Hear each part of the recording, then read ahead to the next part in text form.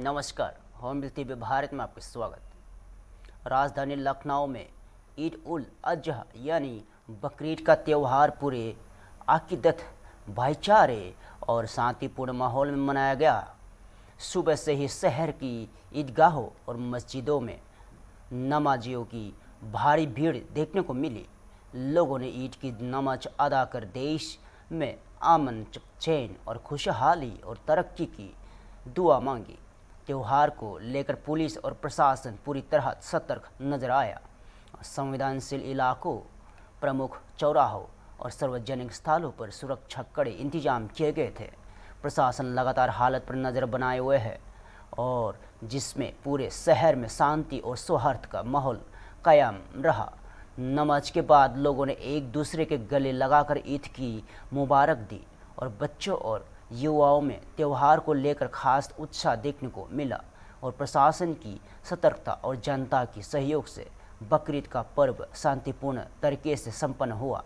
इस मौके पर मौलाना खालिद रशीद फिरंगी महली और रविदास मोल्हात्रो ने भी लोगों को ईद की मुबारक देते हुए भाईचारे और सौहार्द बनाए रखने की अपील की।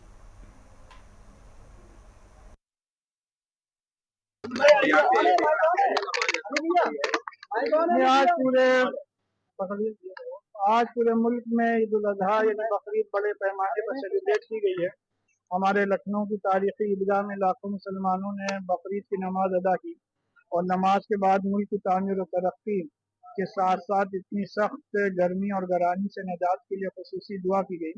और मैं इस मौके पर तमाम अहले वतन को आज के दिन की दिली मुबारकबाद पेश करते हुए एक बार फिर सबसे यही अपील करूंगा कि इस्लामिक सेंटर ने जो ईद उल अजहा एडवाइजरी कुर्बानी के सिलसिले में जारी की है उसको फॉलो करते हुए किसी भी पब्लिक प्लेस पर कुर्बानी ना की जाए, बल्कि जो डेजिग्नेटेड प्लेसेज हैं वहीं पर कुर्बानी की जाए और कुर्बानी के जानवर के वेस्ट को जो नगर निगम की तरफ से इंतजाम हैं उसी के जरिए से डिस्पोज ऑफ किया जाए।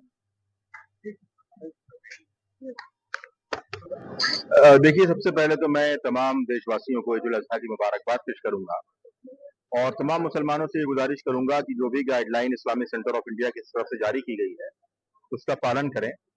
नमाज ईद से आप फारिग हो चुके हैं। अब जहां जहां कुर्बानियां हो रही हैं वो इस बात का जरूर ख्याल रखें कि हमारी कुर्बानी से हमारे हमवतनों को कोई तकलीफ ना हो।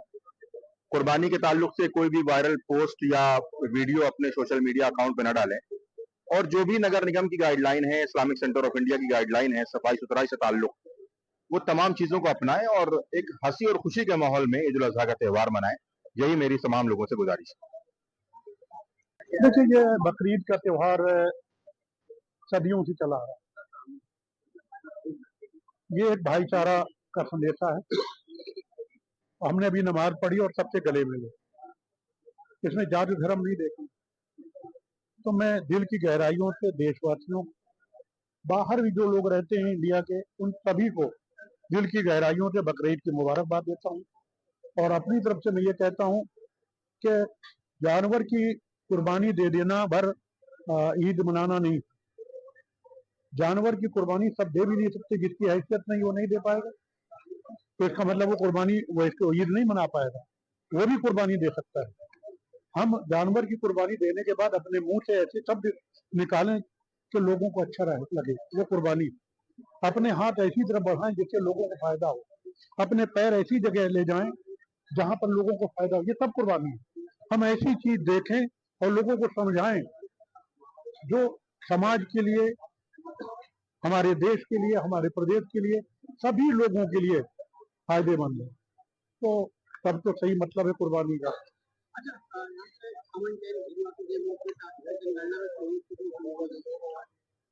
किससे सहयोग की गई है? तो अच्छी बात है, क्या दिक्कत है इसमें? करना चाहिए बिल्कुल, और दुआ की है तो दुआ में तो हम भी शामिल थे।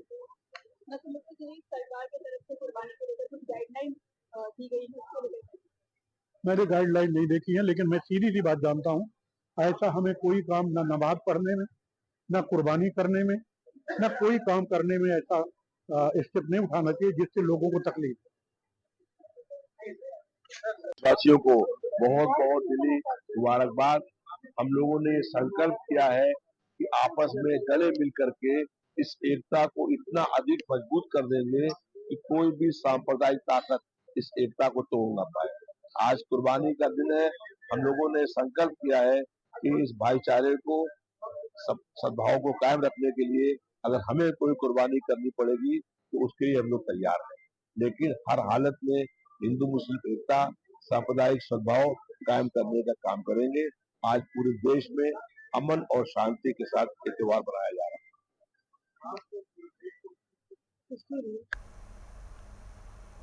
बेंगलुरु में कर्नाटक की राजनीति में जुड़ी बड़ी हलचल सामने आई है। कर्नाटक सरकार में मंत्री जी परमेश्वर ने मुख्यमंत्री सिद्धरामैया को लेकर अहम बयान दिया है। जी परमेश्वर ने कहा है कि मुख्यमंत्री ने सभी मंत्रियों को नाश्ते पर बुलाया है और इस्तीफा देने से पहले वे सभी मंत्रियों को उनके सहयोग के लिए धन्यवाद देना चाहते हैं। इस बयान के बाद राज्य की राजनीति में चर्चाओं की दौर तेज हो गया है। हालांकि परमेश्वर ने यह भी साफ किया है कि उन्होंने बात कोई जानकारी नहीं है कि सिद्धरामैया को दिल्ली में किसी पद की पेशकश की गई है या नहीं। उन्होंने कहा है कि इस तरह का फैसला कांग्रेस हाईकमान पर भी निर्भर करता है। परमेश्वर के इस बयान के बाद कर्नाटक की सियासत में नए समीकरणों और संभावित नेतृत्व परिवर्तन को लेकर अटकलें तेज हो गई है।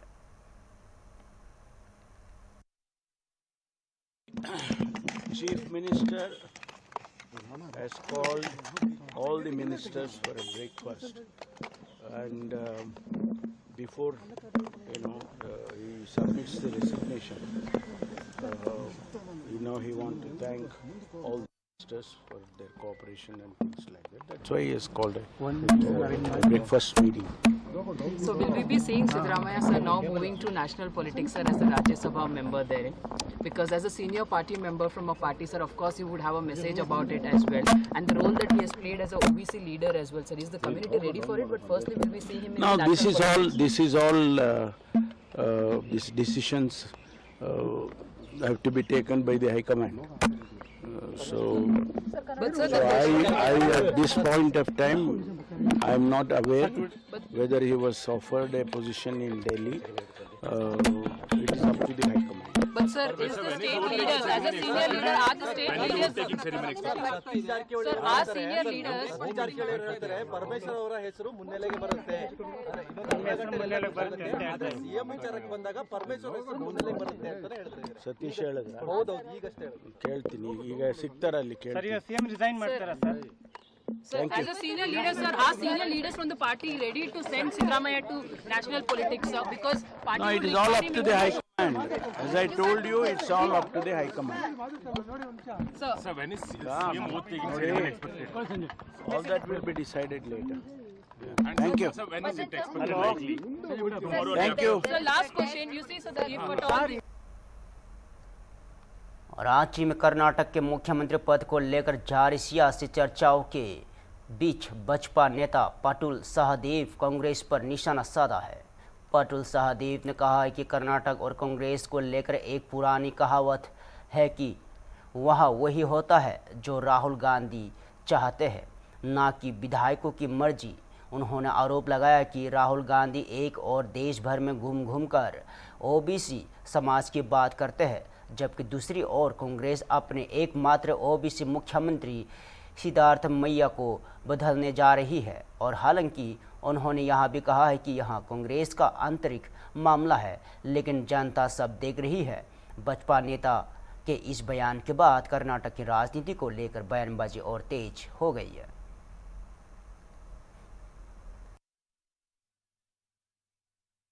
कर्नाटक में सत्ता परिवर्तन देखा जा रहा है। सिद्धरामैया पद छोड़ने का फैसला किया है। कर्नाटक के सीएम आज इस्तीफा भी दे सकते हैं। देखिए, कर्नाटका या कांग्रेस के बारे में बड़ी प्रसिद्ध कहावत है, वहाँ वो नहीं होता है जो विधायकों की मर्जी होती है। वहाँ ना खाता ना बही, जो राहुल गांधी कहे वही सही। तो राहुल गांधी की इच्छा हुई मुख्यमंत्री बदलने की। अब वो दूसरी बात है कि वो ओबीसी मुख्यमंत्री एकमात्र है कांग्रेस के, उनको वो बदलने जा रहे हैं और पूरे देश में घूम घूम कर ओबीसी के जनगणना की बात करते हैं, संविधान की दुहाई देते हैं, ओबीसी समाज के हित की बात करते हैं और अपने एकमात्र ओबीसी मुख्यमंत्री को बदलने जा रहे हैं। कांग्रेस का आंतरिक मामला है, लेकिन 1.5 वर्षों से वहां पूरे तरीके से गतिरोध चल रहा है। कभी सीएम के समर्थक दिल्ली रहते हैं, कभी डिप्टी सीएम के समर्थक दिल्ली रहते हैं, और कर्नाटका की जो विकास है, विकास की गाड़ी पूरे तरीके से पटरी से उतर गई है। तो इसमें आप क्या कहेंगे? ये 1.5 वर्षों से जो नाटक हुआ कर्नाटक में, जनता देख रही है साहब, 2 बार मौका मिला, अब तिबारा कांग्रेस को मौका नहीं मिलने वाला। लेकिन कांग्रेस के लिए भी लिटमस टेस्ट है। अपने एकमात्र ओबीसी मुख्यमंत्री को कांग्रेस हटाकर क्या संदेश दे रही है? यानी you should do what you preach. Rahul Gandhi OBC हित की बात करते हैं और आज एक ओबीसी सीएम की बलि लेने जा रहे हैं। उत्तर प्रदेश के संभल जिले में ईद उल अजहा यानी बकरीद का त्यौहार शांतिपूर्ण माहौल में मनाया जा रहा है। त्यौहार को लेकर प्रशासन पूरी तरह सतर्क और अलर्ट नजर आ रहा है। संभाल के पुलिस अधीक्षक के विश्नोई ने बताया कि जिले के सुरक्षा व्यवस्था के तहत 16 सेक्टर और 5 जोन में बंटा गया है। सभी संवेदनशील इलाकों और नमक स्थलों और कुर्बानी स्थलों पर भारी पुलिस बल तैनात किया गया है। उन्होंने कहा है कि लोग शांतिपूर्ण तरीके से नमाज अदा कर रहे हैं और प्रशासन लगातार पूरे हालत पर नज़र बनाए हुए है। साथ ही उन्होंने चेतावनी दी है कि यदि कोई भी व्यक्ति कानून व्यवस्था भंग करने की कोशिश करेगा तो उसके खिलाफ कठोर कार्रवाई की जाएगी। और प्रशासन की सतर्कता और लोगों के सहयोग से जिले में भाईचारे और सौहार्द का माहौल बना हुआ है।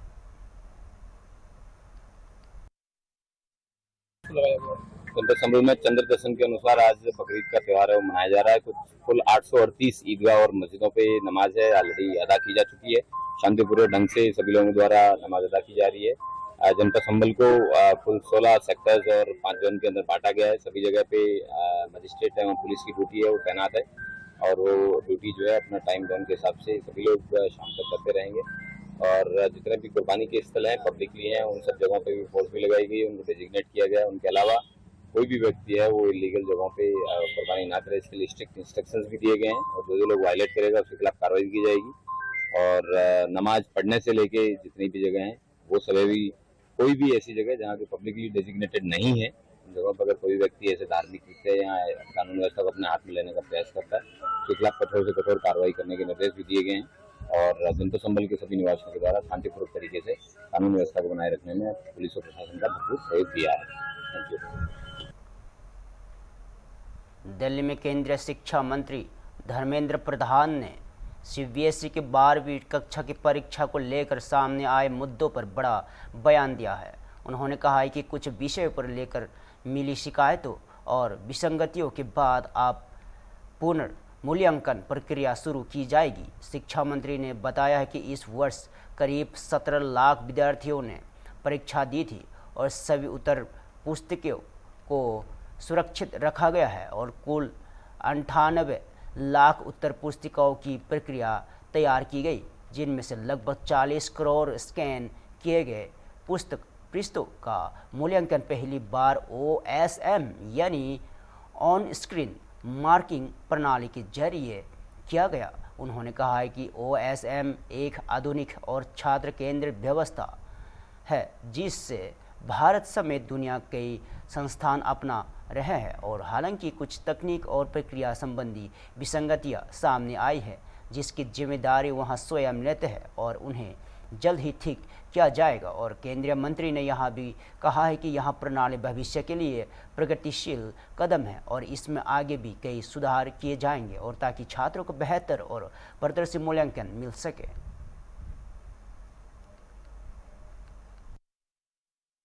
जो सीबीएसई की 12th की जो एग्जामिनेशन लेके कुछ विषय सामने आई है उसकी एक रिवैल्यूएशन अभी शुरू होगा।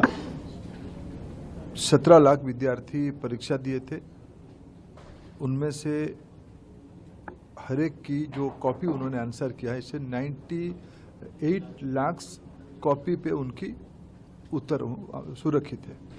98 लाख कॉपी यानी एक एक कॉपी में 40 पेजेस है। लगभग 40 करोड़ स्कैन कॉपी, जिसके ऊपर पहली बार सीबीएसई ने एक इवैल्यूएशन प्रोसेस किया, OSM उसको कहा। OSM एक प्रोग्रेसिव इंस्ट्रूमेंट है भारत में अनेक यूनिवर्सिटी, अनेक इंस्टीट्यूशन और दुनिया की अनेक इंस्टीट्यूशंस ओएसएम की ओर बढ़ रहे हैं। धीरे धीरे ये स्टूडेंट सेंट्रिक है, फॉर स्टूडेंट है। बच्चों को ट्रांसपेरेंटली अपने मार्क के बारे में जानकारी मिले, उनको ट्रांसपेरेंटली स्कैन कॉपी के माध्यम से उनकी आंसर शीट उनके हाथ में आए, उनकी जिज्ञासा, उनके मन में जो प्रश्न है और उसमें कम मिला है या ज़्यादा मिला है, वो कुछ छूट गया है, ये सारा विषय की जानकारी देने का ये ओएसएम की व्यवस्था है। पहली बार देश में सीबीएसई ने इसको प्रयोग किया। उसमें कुछ विसंगति ध्यान में आ रही है, इसको मैं दायित्व लेता हूँ। उसको कैसे ठीक करा जाएगा, उसके उपाय निकाला जाएगा, उस काम पे हम सब लोग जुटे हैं।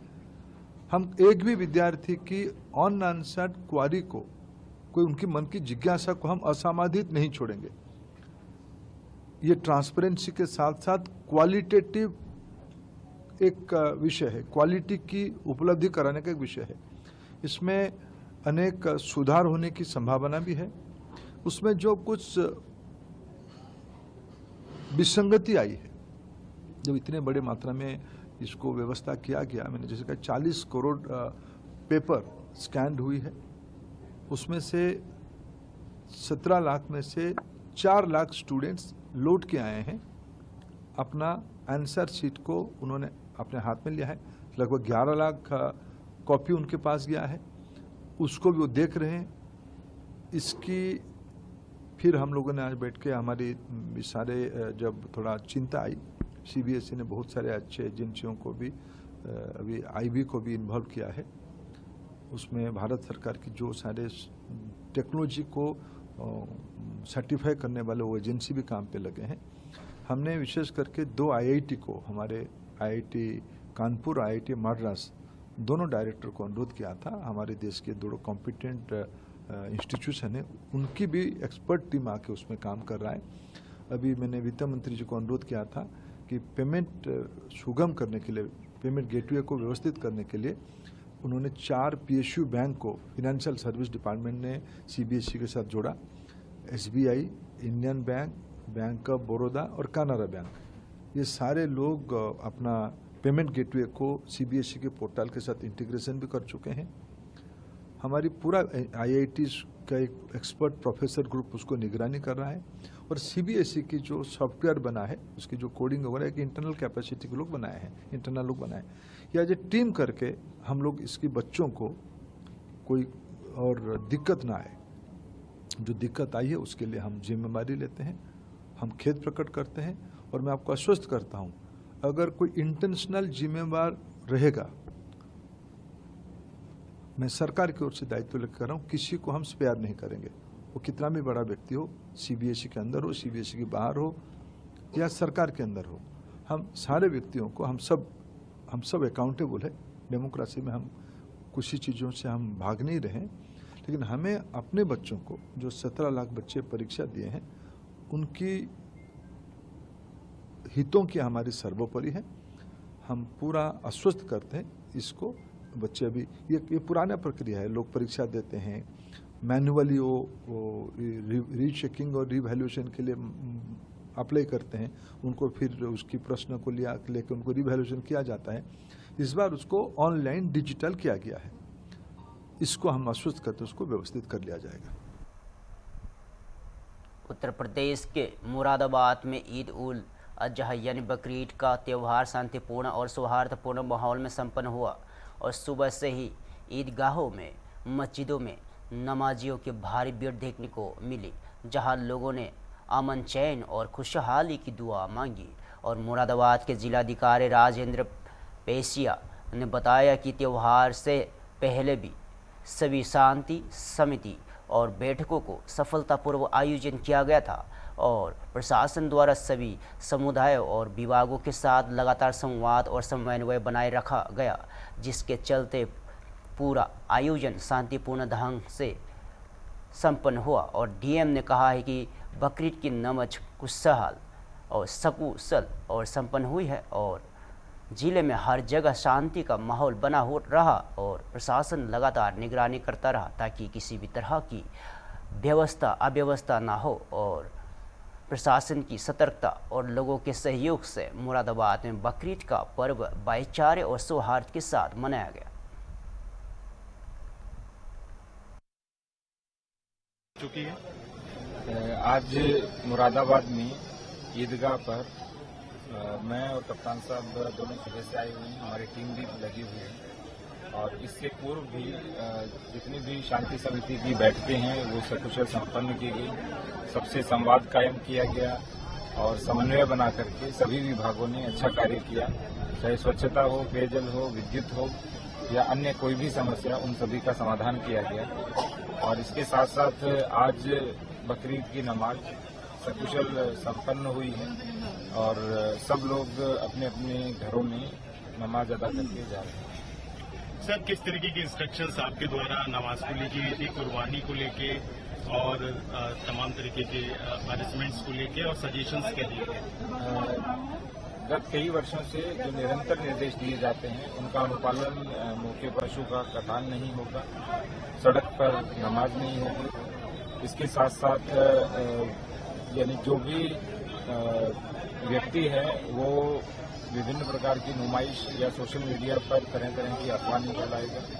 और इसके साथ साथ जो 11 मजिस्ट्रेट हैं वो लगाए गए नगर के अंदर और जो हमारे 19 थाने हैं उन थाना स्तर के ऊपर भी जो तहसील में हमारे एसडीएम हैं, तहसीलदार हैं, नायब तहसीलदार हैं, जो थाना अधिकारी और मजिस्ट्रेट के रूप में रहे, तो सब ओर से शांति रही और सकुशल संपन्न। सर, अब कुर्बानियाँ की जाएंगी, उनको लेकर के क्या विशेष? किसी भी बाहरी स्थान के ऊपर कोई भी जो इसका वेस्टेज होता है वो नहीं रखा जाएगा। वेस्ट डिस्पोजल है वो डंप साइट पर ही किया जाएगा।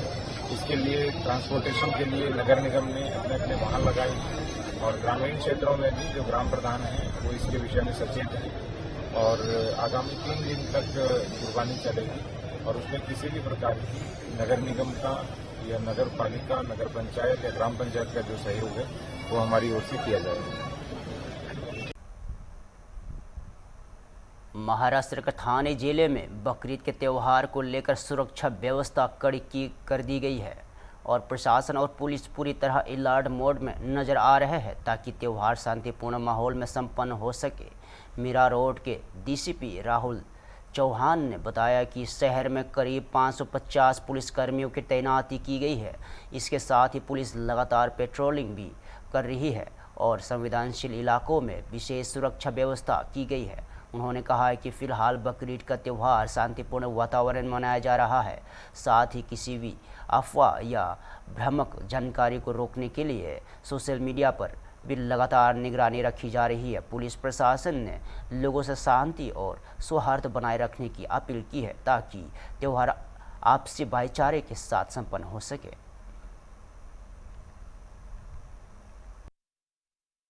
बकरीद का त्यौहार मनाया जा रहा है और कितनी बल संख्या जो है पुलिस की डिप्लॉय की गई है ताकि लोगों को दिक्कत ना हो।